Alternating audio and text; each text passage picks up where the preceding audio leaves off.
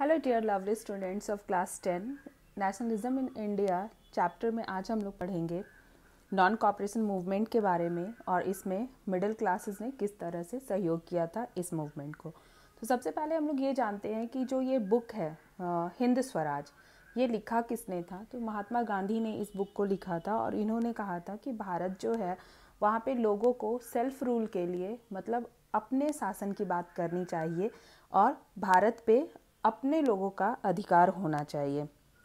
महात्मा गांधी का ये मानना था कि ब्रिटिशर्स जो हैं वो यूं ही नहीं भारत में आ गए और भारत पे उन्होंने कब्ज़ा कर लिया। इसमें बिना भारतीयों के कॉपरेशन के, बिना भारतीयों के सहयोग के कभी भी ये पॉसिबल ही नहीं था कि सिर्फ 12,000 लोग आएँ और उसके बाद में फिर भारत पे कब्ज़ा कर लें। तो उन्होंने ये कहा कि अगर भारतीय रिफ्यूज़ कर देते उनको कॉपरेट करना ब्रिटिशर्स को, या फिर जो भी आप कह सकते हो कि लोग आए इसको कॉलोनी बनाने के बारे में सोचे, तो उनको अगर रिफ्यूज़ कर देते कॉपरेट करने से तो कभी भी भारत जो है वो इतने टाइम तक गुलाम रहता ही नहीं।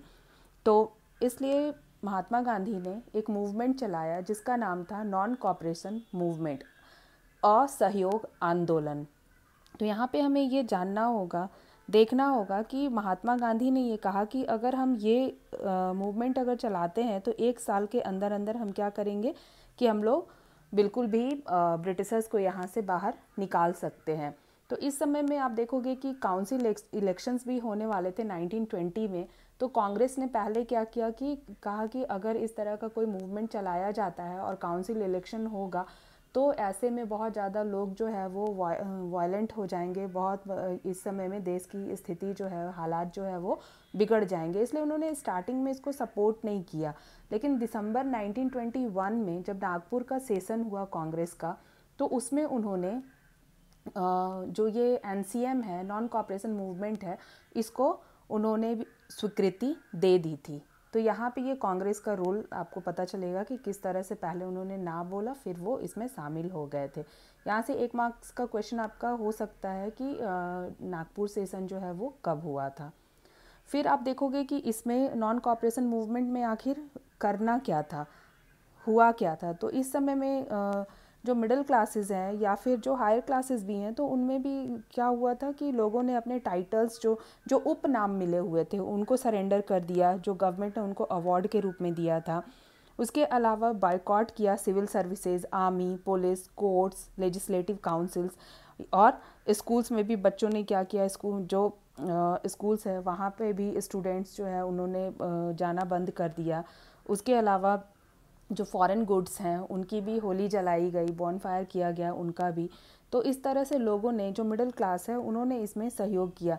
फिर है कि जो लीकर शॉप्स वगैरह थे, अब ऐसा तो नहीं है कि जो लीकर है वो सिर्फ आज ही यूज़ हो रहा है और आज ही लोगों को उसमें इंटरेस्ट है। वो टाइम भी ऐसा था कि लोग जो है वो लीकर्स यूज़ करते थे।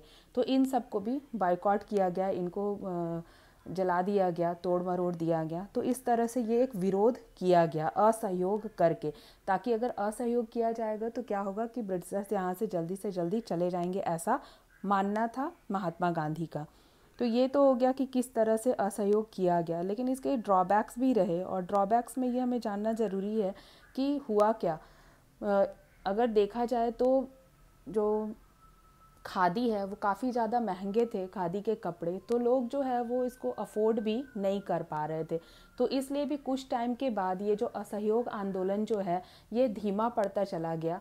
और उसके अलावा जो बहुत कम इंस्टीट्यूशंस उस समय में थे जो कि भारतीय शिक्षा व्यवस्था को सही रूप से लोगों को दे सकें या फिर शिक्षित कर सके, तो इसलिए भी ये जो नॉन कॉपरेशन मूवमेंट है ये बहुत ज़्यादा सक्सेसफुल नहीं रहा था। तो ये कुछ इसके आप कह सकते हो कि पॉजिटिव साइंस थे कि हाँ लोगों ने इसको अपोज किया, बायकॉट किया, लेकिन इसके ड्रॉबैक्स भी थे कि चीज़ें भारतीय अफोर्ड नहीं भी कर पा रहे थे।